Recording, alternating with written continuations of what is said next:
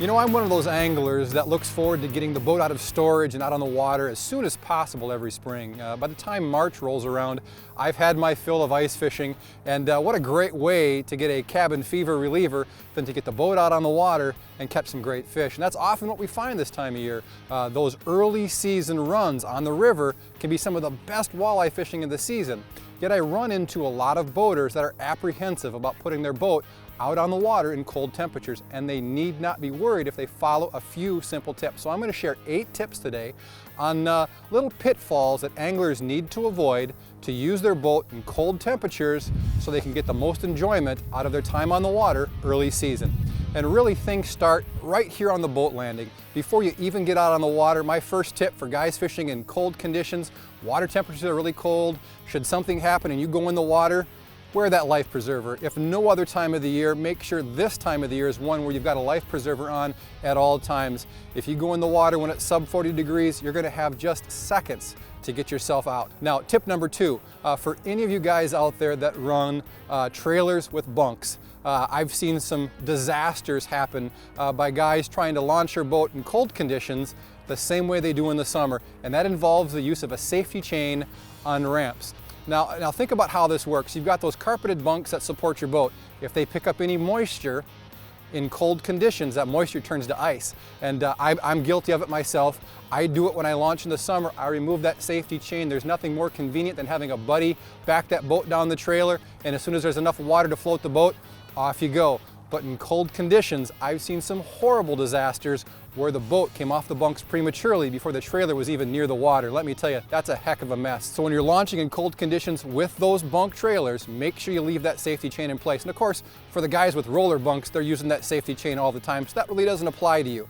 Now, number 3, when you get the boat launched, you get that big motor started, you're gonna wanna let that motor warm up. A couple minutes at the minimum. That allows everything to get warmed up. If you're running a 4-stroke with a crankcase full of oil, gets everything lubricated before you put that hammer down and head out down the river. So once you've got the boat in the water, you've got that main motor idling, before that trailer comes out, I really want to point out something that is kind of a common courtesy to everyone that's using the ramp that you just launched on when you're fishing in cold conditions. In the summer, what do? The boat comes off the trailer and you pull away. You don't give any thought to what happens to the water draining off the trailer. In cold conditions, you want to bring the trailer up out of the water, leave the bunks down near the water's edge, and allow the majority of the water to drain off down into the river or lake that you're fishing. And that's very important because that water that you spread up the ramp can quickly turn into an ice skating rink, making it very difficult for anybody, including yourself, to get back down that ramp safely at the end of the day to load up their boat. So the rest of my tips, we're going to talk about them in the boat, so let's get loaded and get out on the water.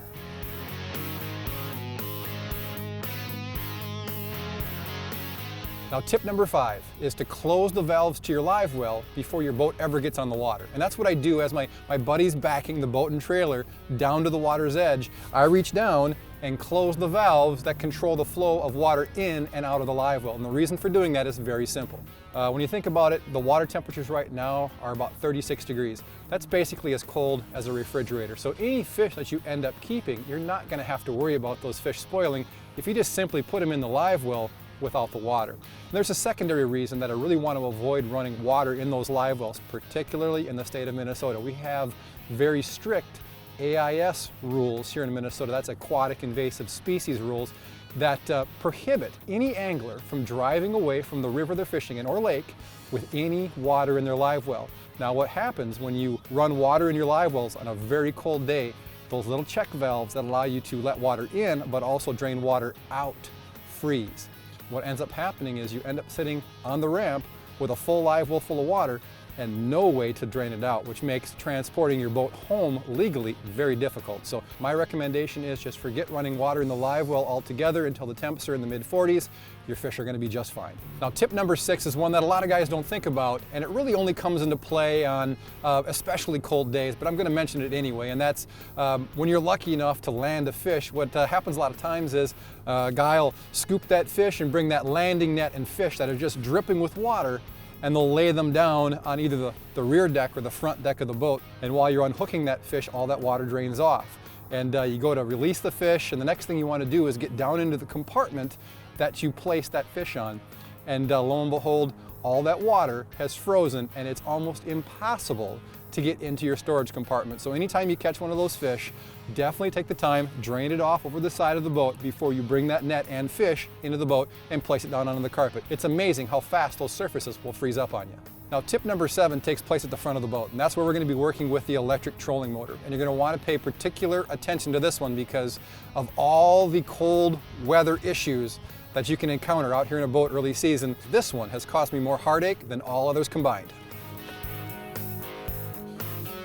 So anytime you're using electric trolling motor in cold temperatures, you're going to have issues with freeze up. And how that happens is really pretty simple. When you deploy your trolling motor shaft, obviously the shaft goes down into the water. And for guys like me that use a power drive trolling motor, everything's fine until you bring it back up. So watch what happens here. You've got all that water on the shaft and you bring it up into the housing. You can see where the water actually passed right through the housing and is still on the shaft. A lot of water accumulated inside that collar. Now on a really cold day, it freezes up, and it might take a couple, 2-3 times of going up and down, in and out of the water before you really see an issue. But invariably what happens, you go to deploy that trolling motor and she's stuck. It won't go anywhere. Now to avoid that, what you really want to do before you start fishing and periodically throughout the day, you want a rag and a can of WD-40. Very simple preventative trick here. Take the WD, spray it on a rag, and wipe down that trolling motor shaft. What does the WD and WD-40 stand for? Water displacement. So this product is really good at making sure water doesn't accumulate on that shaft. Now, it's not going to last you all day long, but if you do this 2 or 3 times throughout the day, it's amazing how much this little preventative measure does to keep that trolling motor from freezing up. Now, I did mention I had a couple of tips on how to avoid that icing problem when you're using a power drive style trolling motor on the bow. The first one, of course, was using the WD. Keep the water off the shaft to begin with. And of course, the other one is only pull that trolling motor shaft up when you need to. If you're making short little drifts, very often it's just a better idea to leave that trolling motor in the water, point it forward so you've got less water resistance as you motor back up to the start of your drift. Doing that allows a guy to fish in some really cold conditions using these bow mount trolling motors without any issues. So our 8th and final tip is one that's designed to ensure that you don't damage your outboard motor when using it in cold conditions. Now, I need to point out that these motors are designed to be used in very harsh conditions. The chances of you damaging your outboard motor using it in even the most extreme cold temperatures are very small if you follow this tip. All you need to do is trim that motor completely down so all the water drains out of the cooling jackets and the lower unit. And that's very important because if water remains, if it's very cold out, of course, what happens when water freezes? It expands. If you've got water trapped somewhere in that outboard motor, when it freezes, you're going to damage internal components. But thankfully, the way an outboard motor is designed, all you got to do is trim it down and all the water is going to come out.